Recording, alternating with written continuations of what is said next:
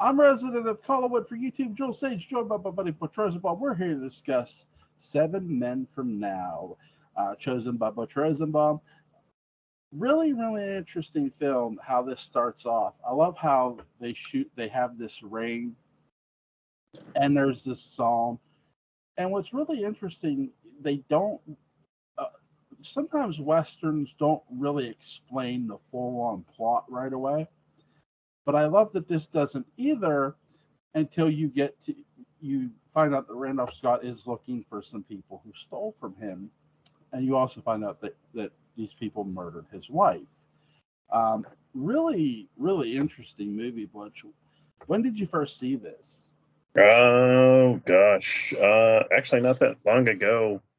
Whenever I got this DVD here, as much as I hate using my glasses, I can't read anymore. I can't tell when it come out. But last 5 to 10 years, not that long ago. Um, it interesting enough that it ties into our last film, the Cahill U.S. Marshal, because it was produced by Andrew McLaughlin, who directed Cahill, and this was I'd actually forgotten, it's a Bat Jack production, which is John Wayne production company. So I was watching some of the special features, and uh, I forget who, somebody got the script and gave it to John Wayne. John Wayne loved it, wanted to do it, but couldn't. He said, "You know who'd be good in this movie? Randolph Scott." And went from there. John Wayne is good at making suggestions. He made a big one involving Gunsmoke. I mean, guy knows what he's talking about when he picks somebody. I mean, he's not against having somebody having an opportunity. I'll say that, which is cool. Not that Randolph Scott needed an opportunity because he's a Western star. Uh, Randolph Scott's character is really, when I watch this movie, Butch, and I'm not trying to jump around, but But yeah, I have a bone to pick with this movie. One bone. It's not a bad bone. I'm not completely sold that Randolph Scott's character got everybody that was involved. yeah, I was doing the math. I think there's one more person left, Yeah, unless the wagon driver. yeah. Well, here's the thing. My suspect list. I'm a sick-minded individual, and I'm a cynical bastard. I think it was the woman. Really? Real, yeah. There's this. I'm not buying the sweet little innocent. She's a beautiful woman, but I'm not buying the sweet little innocent look she's given, and all this little. It's like she's playing coy at times, and it's like. And then when she says about staying, I'm thinking, wait a second. You lost your husband. You did find out that he stole money, and she seemed shocked by it all. But it's just like, wait a second. There's just I don't know. Maybe it's because I played Silent Hill 2 and I've been betrayed by women in that game. So so it could be that. But I don't know. My spider sense was like tingling her and some of these other characters in this movie. What do you think? I'd never thought of that. I personally don't see it, but Right. it puts an interesting spin on the ending where she decides, spoiler alert, her husband's been killed, and she apparently is going to go to Silver City, and where Randolph Scott's going to be. So, but she's lost her the money they stole. So Yeah. Yeah. The money. Who takes the money? Randolph Scott's character takes the money back. yeah, I mean, by the end of the movie, yeah, I'm not well, trying to I'm not trying to jump around, but it, I gotta tell you, I love Randolph Scott, but Lee Marvin steals this movie for me. I really, really enjoyed his character. One of the more he's played a lot of interesting characters. I gotta say, out of all the characters I've seen him play, this one's the most interesting. He is pretty slimy, and I hate to put it that way because Lee Marvin does an amazing job playing slimy characters, be it Liberty Valance or some of the others we've seen. He it's kind of the what I call the villain's touch, where it's always more interesting to play the villain. The villain gets the cool lines, the villain gets to do the cool stuff, and it's the hero that has to no, we can't do that. That's wrong. One of my favorite things about this is, and I realized this week that I say this a lot. I say this so I think every time we've done a Randolph Scott film, this one's a little bit different. So I'm going to have to start doing some of the other Randolph Scott films so we get a view of what the regular Randolph Scott is. This one, he was the sheriff of a town, I think it's Silver City, and he loses the election, and they offer him a job as a deputy, and his pride won't let him take it. Well, his wife has to get a job. She's working at Wells Fargo. Town gets robbed. She gets killed, and he comes back kind of like the vengeance for the killers of his wife. And you talked about that opening scene. I love that opening scene, and I don't mean to sound like a doofus, but I love movies with rain in them. Then they do that so well. Just something's coming. And Randolph Scott's got kind of he's like a really likable, nice guy, but he has this spine of steel. Yeah. And it's just like, you're okay. You just directed a guy and you messed up. Oh, shucks. That's okay. We all mess up from time to time. They kill his wife and suddenly. Yeah. It's true. There's no ifs, ands, or buts.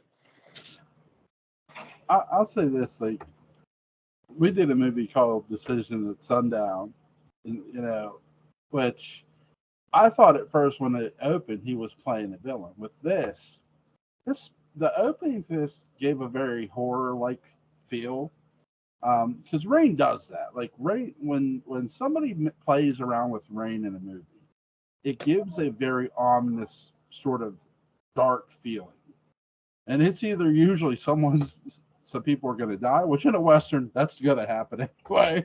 So, but we got the vengeance going on. Yeah, we got vengeance going on. There's no serial killer here, but there is, there was a robbery, and where he was the deputy, obviously, and things went bad, and he's coming after he's wanting vengeance, and I love this because Randolph Scott, for a guy who when you talk about Western actors, to me, I always feel he's underrated for whatever reason. I don't know why that is. Maybe because, look, John Wayne was a huge name, but Randolph Scott is right there. I mean, really, right there with him. I mean, to quote Blazing Saddles, if this were Randolph Scott, you can't. but they're like Randolph Scott, but that's literally how big Randolph Scott is, though, because as a Western, when you think Western heroes, he's it. I mean, him and John Wayne are it. In the 50s and 60s, that's who it was. Yeah, and with the 40s, 50s, 60s, it was Randolph Scott, John Wayne, and here's the thing, and I've talked about this too. People say, what about Henry Fonda? I'm like, Fonda only did 10 Westerns. That's it. He didn't do a lot of them. I know he has Westerns in his career, but he only did 10 of them. Scott and Wayne did a lot more, obviously. But with this, I love the scenery. Yes, we get some desert porn, but what we really get, too, is some good old-fashioned mountain rocky scenery, and I love it. Really great camera work, how they film it, and I love how they use the desert in this too. It gives a sort of mixture of Once Upon a Time West feel with just a touch of searchers here and there, but you don't get the same old scenery. You get different views, which I like. In movies that have different scenery, it makes it better because you're not looking at the same thing over and over again. And that's something I really enjoyed about this movie, other than the acting, obviously. Lee Marvin's character, he seems to keep bailing Randolph Scott's character out of trouble.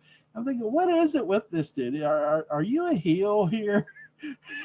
And I love that, though, because you're not, the storytellers in this, they're letting the audience, okay, you decide what's really going on here. And I love that because that's very Val Lewton-esque. But go ahead, I'm rambling. Yeah, you kind of got an anti-hero and an anti-villain. The scene where Randolph Scott, the married couple, and then Lee Marvin are all sitting in the wagon, and Lee Marvin is like, yeah, there was this guy, he had a wife, and this good-looking guy came along, and I mean, he's just staring at the wife. What is her name? It helps if I put my glasses on, because as I said, I can't see without them. Gail Russell. I was going to say Jane Russell, and I knew that wasn't not right.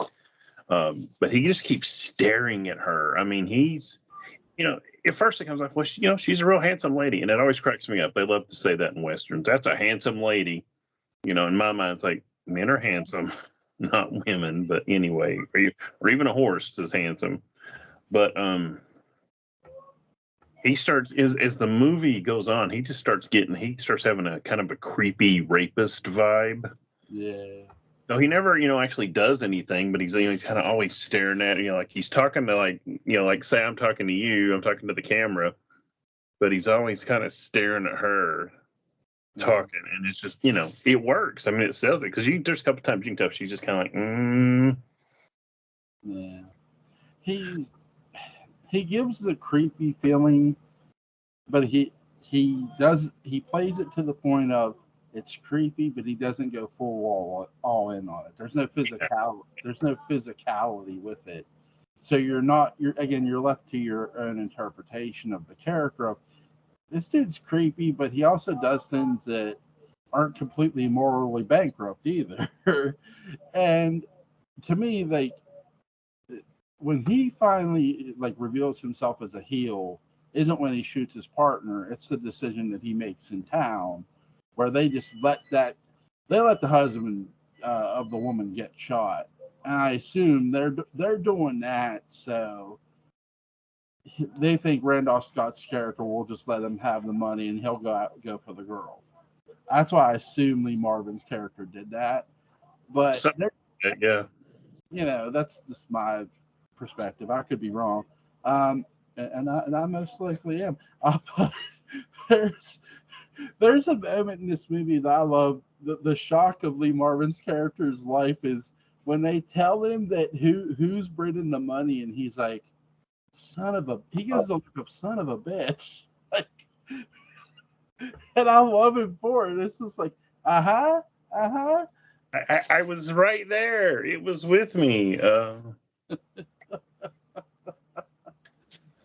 But him, Lee Marvin, and his sidekick, or whatever you want to call him, letting the husband do his thing. That kind of goes with the mythology of the West about every man got to stand on his own 2 feet and do what's right. I mean, it really, when he decides to go tell the sheriff, that the money's out there with Randolph Scott and these guys are coming to kill him. Personally, I think he could have like, sorry, it's all gone. I got to take my wife over here. Not tell them, but then she wouldn't be. We don't get the ending that we get. But the husband's wanting to tell the sheriff. The lead bad guy and his friends shoot him in the back and kill him. And Lee Marvin does go over. The wife runs over and she's like, "Oh, typical movie stuff."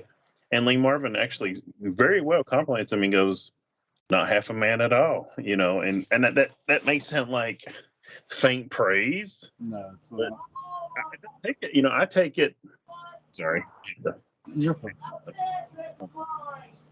That's not faint praise. I mean, that is something that's respectful. You know, yeah. he's not just because you feel like he. You know, I don't think he like got upset. Don't misunderstand me. Or they shed tears and, as they say, sit upon the ground and tell sad stories about the death of kings. But in that action, he earns Lee Marvin's respect. Yeah, because he's, Lee Marvin's character and Randolph Scott's character too understand one thing: the West is being good or bad in the West is all about decisions, the decisions you make, and who you are. Basically, it defines who you are. Well, not basically, it does. Yeah. And they look at him early on in the movie as they're sort of weighing him, like, is he a chicken shit? Is he a real man? Is he a man's man?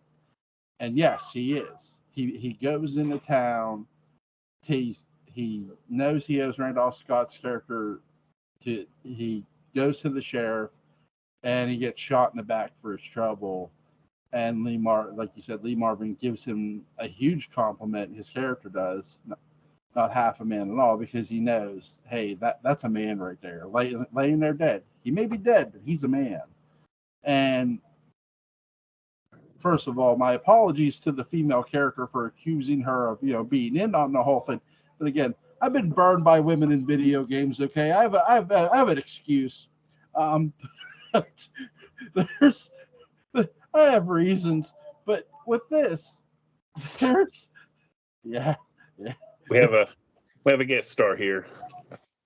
Oh, so cute, It's cute. Callie. Say hi, everybody in YouTube.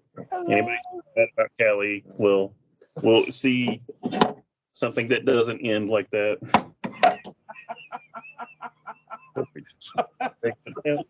That is a cute dog. That's my little girl. That's I cute. don't know how she got down here, but she's down here. Her name's Kelly, right? Callie, Callie. That was my maternal grandmother's first name. Callie. Well, we've had Lincoln the cat here as a guest star. Now we've had Callie. That's Callie well, no, we can't do. I was going to say Callie the cup, but I don't know where that. I've been up a little while, folks. I don't know what that means. Callie the dog. Don't ask me. But with this movie, I really love its story because it makes you ask the title and the roster, who are the seven men? Who are they? It gives this mystery with it. That's why I mentioned the woman as a suspect too, not just because I've been burned by video games, but with this, it's like, well, wait, 7 men from now, does he get every man? And it's like he's looking for men. But I know this for a fact with women. They could be evil. Look at Pamela Voorhees, for God's sake. But I'm going to hell. But there's this movie where he's looking for these guys, and now, to be fair to the female character, is she probably innocent? Yeah, she probably is. I'm probably way off. But I don't know. There's something suspicious about her. I do think out of all the characters in the movie, Randolph Scott and Lee Marvin really carried this movie very well. I mean, they make this movie a lot of fun to watch. And the scenery is just beautiful. I really enjoyed that the most too, because of the way it was shot. It wasn't just shot like when you see westerns, they're usually shot so different. They separate themselves from other westerns that the characters have been in. Look at Decision at Sundown. We reviewed that here, and that's shot different than what this is. And I love how this is shot compared to the way that's shot. And really, Decision at Sundown, a lot of it takes place in a town. This doesn't. It takes place out a lot of it out in the open country, and they're going to someplace. But hey, you got to get there, and there's things that the characters don't know. I love when characters don't know something, because it doesn't make the character stupid. It just means characters, just like human beings, are prone to mistake. Um, but go ahead. What do you think? Oh yeah, I agree. I agree. All right, let's figure this out. The 2 men at the beginning, towards the end, they send the two guys out, and Randolph Scott gets them. So there's four. The main guy and his buddy, there's six. So it's, to me, the wagon driver has to be number seven, the husband that gets killed. Now he doesn't know that what he they well he doesn't know that he's helping move Rob stuff, but he doesn't. He probably has a this probably isn't really legal, but we're kind of desperate. But Well, you could easily, if you made this movie now, presuming you could talk somebody into making it, you could turn the wife that everybody has the hots for, you could turn her into Lady Macbeth.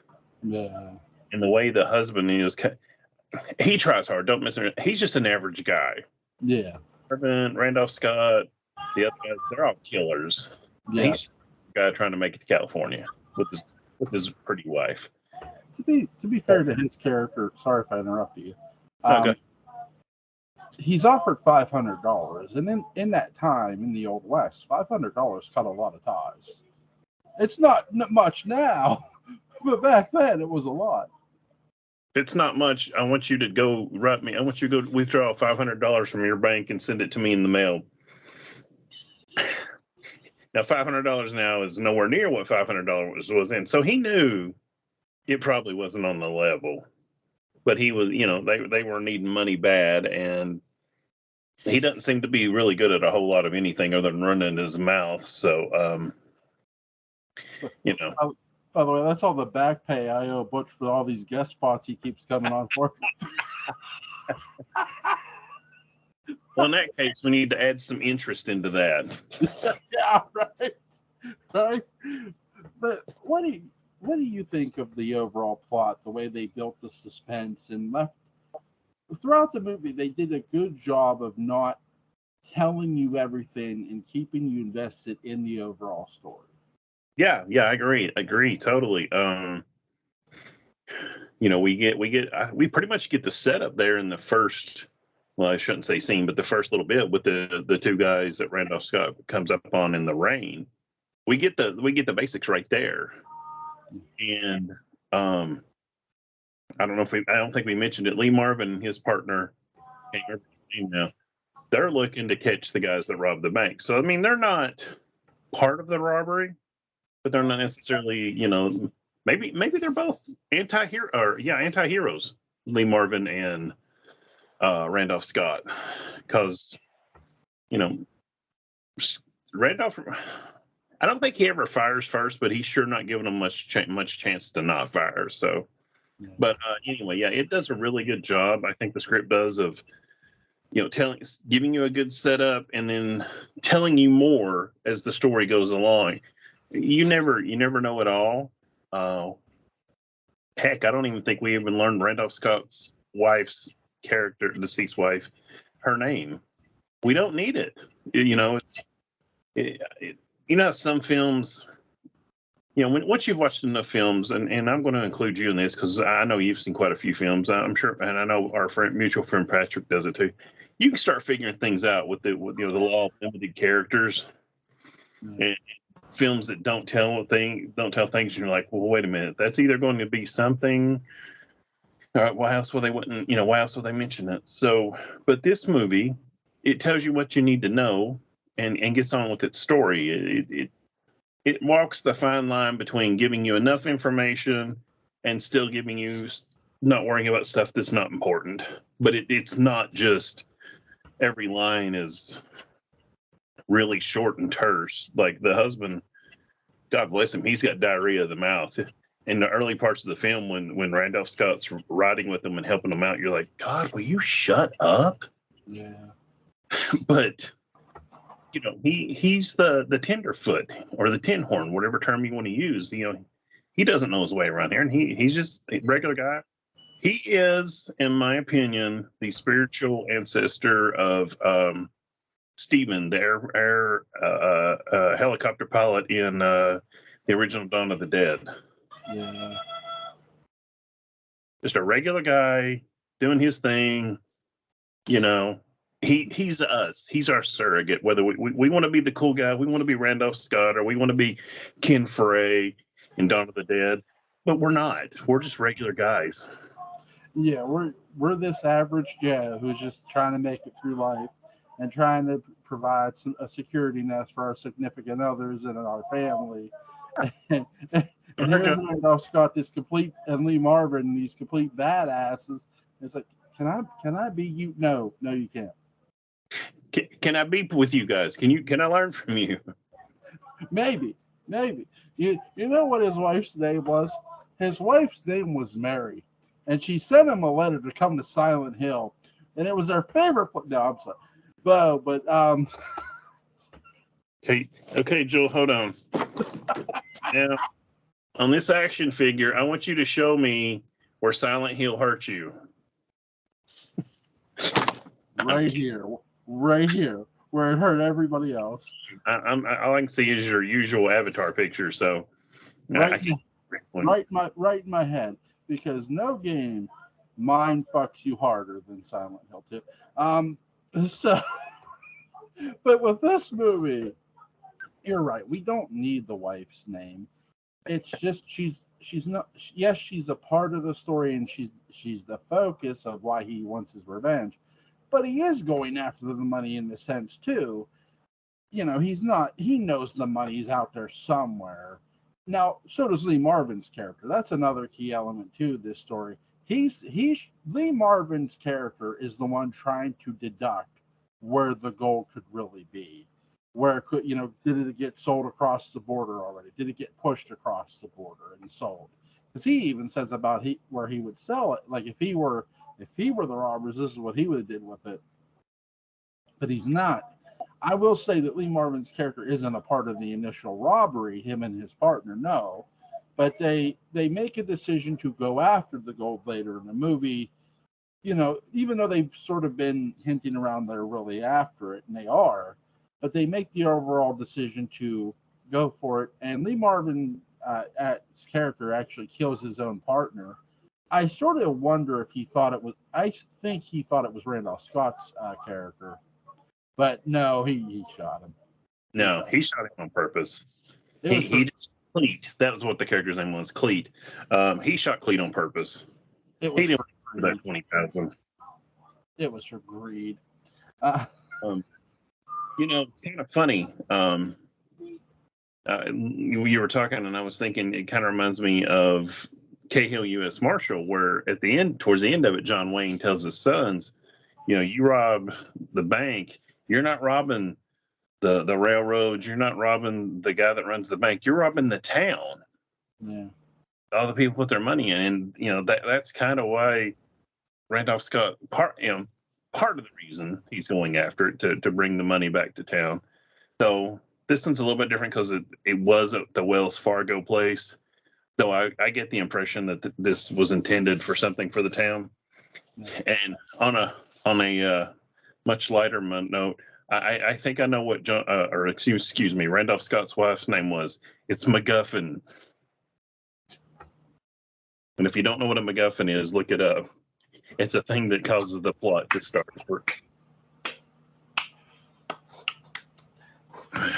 This is why I send Butch a blank check. No, great point. I agree with you. She, in every way, you're right. She is a MacGuffin because she's the driving force of the movie without actually being seen or her name being mentioned. But she is talked about in the movie, and yeah, he is going after the gold. But so is Lee Marvin and his character and Cleet. They're going after the gold too. I like the fact that Lee Marvin's character does save Randolph Scott's character's life, but it does come down to a really cool duel sequence. I just think Randolph Scott's character drew so fast that Lee Marvin's character didn't have time to draw. I agree. It's totally the way that scene is shot. He's got the I keep forgetting the camera doesn't go down. He's got the reverse holsters, Yep. so you have to pull them out. And he's like, well, I guess it came down to us. And then, he's kind of doing of course, this will be down on my 6 guns. And then the next thing you know, he's shot. And he's just like, he even has a little look on his face like, where the hell did that come from? Yeah. Now you see it, now you do. He had no idea. He was totally lost there. He's got the Wild Bill Hickok wearing, sort of, in a way. It's not exactly the way Hickok did it, but it's close enough. Yeah. So I think Hickok had one down in the front and one on the side. Yep. And I like every character in this story. They're really, really well done. And it's not something that's revealed right away, but it's something that's revealed throughout the movie. And then you get the big plot twist near the end, which I like. Oh, the husband, that motherfucker, that guy. There's number 7. Like, really? But you get why they picked him too, because he says it. I'm just trying to make our way, and he's in a position where he needs the money. These guys, a lot of these guys want money. He needs it, and that's the biggest difference. I'm not excusing him bringing the money, but in every way, by the end, he makes the right decision, which cost him his life. Just an overall great story. I really enjoyed watching this. It was a lot of fun. And I really enjoyed just a lot of the performances. I like how Lee Marvin's character, when they walk into the bar, they kick the guy's seat from under it. And the gun goes off. And the people are coming out, and he smiles at him, and he tells them that Randolph Scott's character is out there, and it's like, okay, so now and then this is where he finds out that Lee Marvin's character finds out the big secret, and he's thinking, and the face he gives is so priceless. I love it. Is there anything you want to add, sir? I don't think so. Pardon me for saying it again, but this is not your average Randolph Scott, Bud Whitaker film. I think they made 7 of these films together. There may be more. I'm going to do everybody a favor and not put my glasses on and look it up. If you're interested, you can look it up on Wikipedia. And I tell you, all of the Randolph Scott, Bud Whitaker films, and truthfully, I think every Randolph Scott film I've ever seen, I've enjoyed. He puts a good performance in. Is this going to be Hamlet or Memento or some big deep philosophical? Probably not, but it may ask you some questions, may challenge some assumptions. But Randolph Scott, he was pretty this was his job. He showed up, he performed, he did his lines, and that's all that was asked of him. There's a lot of people, my sister included, is one of them. She talks about John Wayne being a bad actor. I'm like, John Wayne didn't get the act. People liked him playing John Wayne. Yeah. I feel the same way, excuse me, about Randolph Scott. He made a lot of money playing Randolph Scott. You knew what you were going to get from him. There's certain actors. Arnold Schwarzenegger. You go see an Arnold Schwarzenegger film, you usually know what you're going to get. Now, there's a few exceptions, especially later in his career, like Maggie jumps to mind. If you've not seen it, and you're an Arnold Schwarzenegger fan, or even if you're not, you should check that out. It's really good. He gives a really good performance. Yeah. But coming back to this, I just really like this film. You ever seen Ride the High Country with Randolph Scott and Joe McCrea? Yes. Very yeah. Good. That I've seen. I wanted to like that film so much. I like Joe McCrea. I love Randolph Scott. I love Sam Peckinpah. And I just don't like that film. This, to me, is more what it should have been. There's just, I don't know, there's just something about Ride the High Country that doesn't sit well with me. And I don't enjoy it, unfortunately. And I still want to. It has like such a great pedigree. But if you've never, 7 Men from Now, At least as of a week ago when I searched for Jewel, this is not streaming anywhere for free, but it is on Amazon for about $5, I think. But if you ever get a chance to watch it, somebody find some old goober like me that's got too many DVDs and they'll let you borrow it or something. Check it out. It's not your average Western. It's a little more, and it's towed really well. I rented this for $4.19 for 2 days, and I watched it twice in one day, and it was really good. Listen, if I could sit down and watch a Western twice, I will. Just for the fact of watching it to enjoy it, and I enjoyed this. I mean, this was a great recommendation. Well, thank you. I'm glad you liked it. Ride the High Cruncher is better than you think. We'll have a debate about it one day.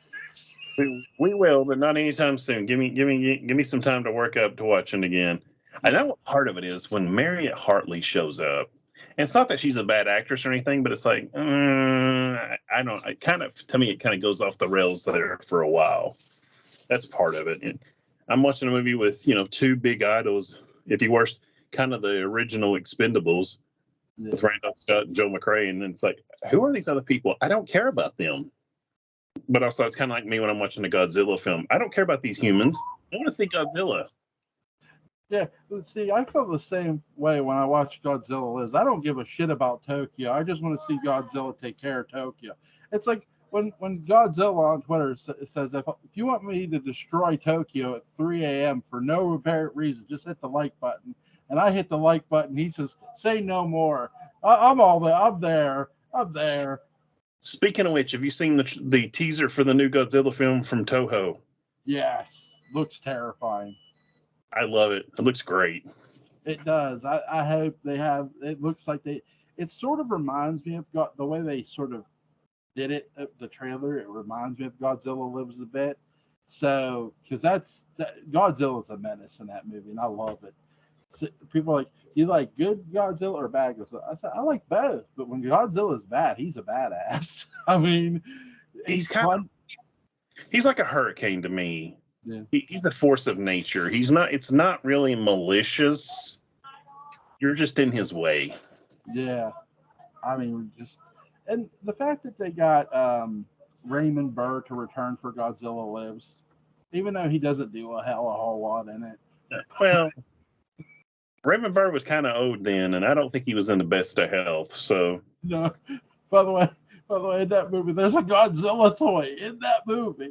I shit you not. Okay. We've gone from 7 Men from Now to Silent or Resident.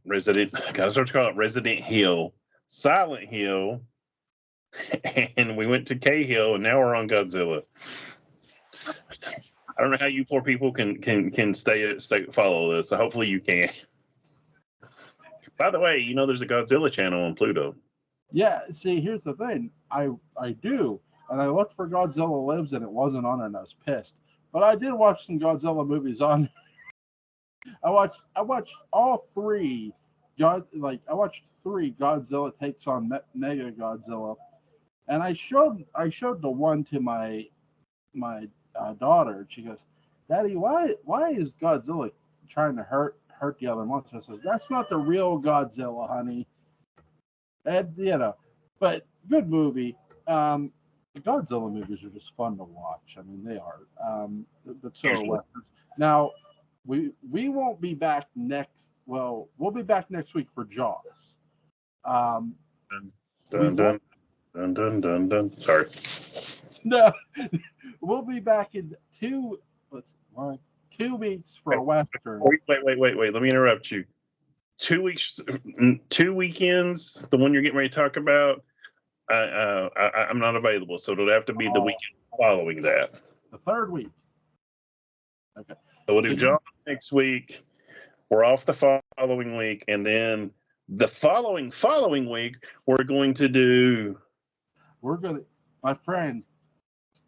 We're gonna do a movie that's so great, Billy the Kid versus Dracula. Sorry, John Carradine. Yes, John Carradine, baby. And by the way, that is free on Tubi. You can watch.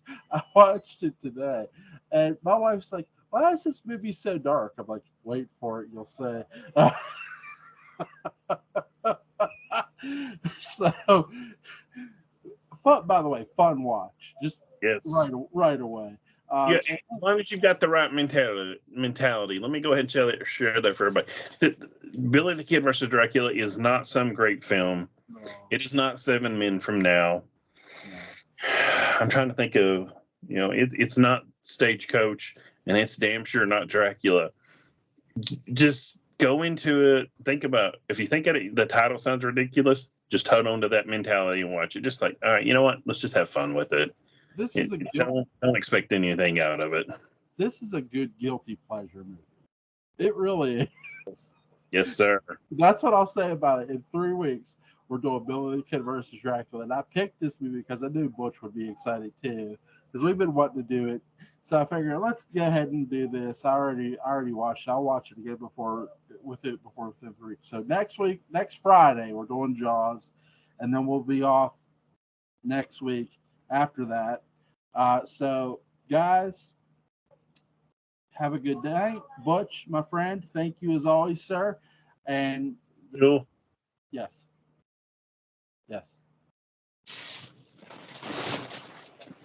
Have a good night, sir. You too. All you people out there on YouTube land. Cute dog, by the way. Very, very cute dog. Good night, buddy. See you, bud.